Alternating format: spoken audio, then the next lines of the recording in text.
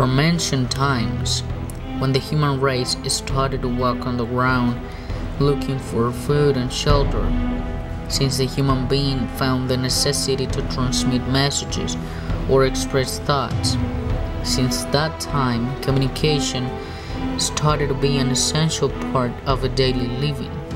Before the alphabet was created, before words were pronounced, there were just signs, images, symbols painted on the walls. That was the communication mean they used to transmit, to create and shape culture. That type of communication is what now we know as the pre-Columbian literature, the pre-Columbian communication system. They focused mostly on transmitting the messages in a literal way in order to make it as understandable as possible.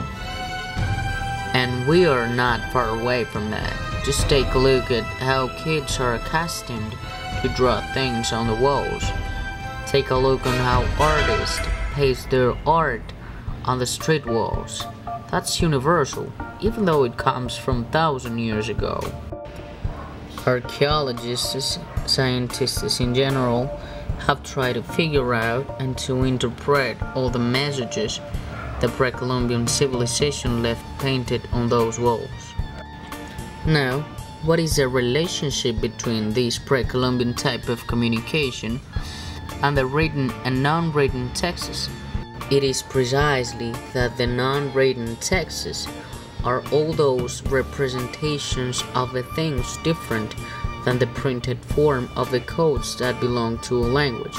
It means images, videos, and perhaps situations. Anything that can be read or interpreted offers a sense of comprehension. Those things could be conceived as texts. Images work as texts in the sense that they provide the viewer with lots of information. Written texts can show what the sociocultural aspect is like when we are to analyze the surroundings of a writer. Based on what is being written, the register which is used to express the ideas and some other characteristics of a text that says more than we expect. The same situation occurs when we are to analyze non-written texts such as images, videos, or situations in terms of social interaction.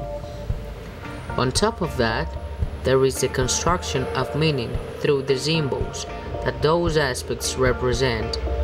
So we should take into account the importance of the symbols at the moment of interpreting them and drawing meanings upon them. Now, let's make a brief link with the sociolinguistic competence. The sociolinguistic competence asks for the integration of that set of skills that an accurate process of communication involves: listening, speaking, writing, reading. But all these skills should be linked and should work properly towards a critical way of thinking that aids the processes of interaction among people. All this means to make an accurate use of the language as part of a social interaction. In order to understand better these issues, which the main concern is the reinforcement of a sociolinguistic competence through non-written texts, let's ask a couple of questions. How do you think that non-written texts, such as images or videos, could lead to a betterment of a sociolinguistic competence? These days, when it comes to the sociolinguistic competence, people are asking about how to use images and videos and other resources that are not necessarily the print word to develop sociolinguistic competence. The answer is simple. All these images and all these videos are something that belongs to a particular context. They are created within a specific context. A context that is a social practice. So if we look carefully at the characteristics of those social practices, and the social practices that come together to create the videos and to create the images, we can have a better understanding of how people in those communities are playing with language and are playing with words, and what kinds of messages and what kinds of meanings they are creating within the community. Because that's ultimately what the social linguistic competence looks for. Looks at the language as a social phenomenon and looks at how communities, large and small communities, are constructing meaning through the different messages they develop. So understanding those videos and seeing what motivates people to create those messages actually has a positive effect in social linguistic competence, because it tells teachers how to approach the learning of the language according to the particular context, according to a particular community. Sometimes the materials we get in class, the textbooks and what have you, they are generic. They don't necessarily respond to a particular group. And that's where the teacher, through the social linguistic competence, becomes a mediator, becomes a moderator, becomes a broker between some of the materials that come from outside and the materials we can create from inside. And it's in that mediation that we can use materials that are decontextualized and move them into a context and help our students recontextualize the material and recreate the material through, let's say, for example, non-verbal or non-print means such as videos, images, posters, and etc. How else could the sociolinguistic competence be reinforced? Now, how else can we reinforce the sociolinguistic competence? It's simple, through practice.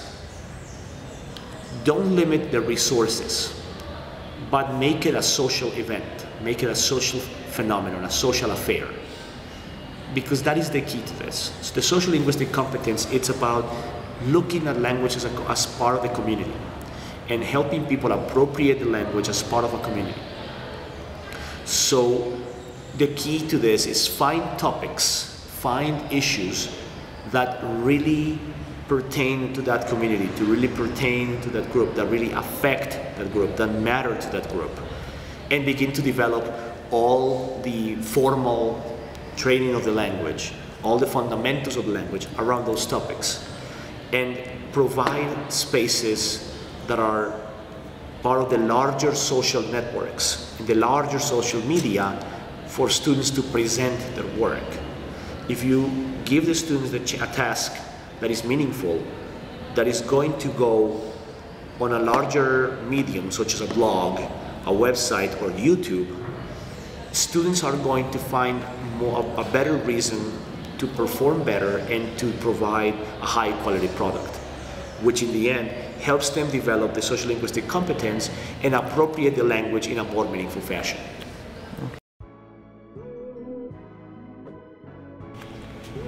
Now, to conclude, it is important then to say that we have to give special attention to all the aspects that the sociolinguistic competence embraces when interacting with others.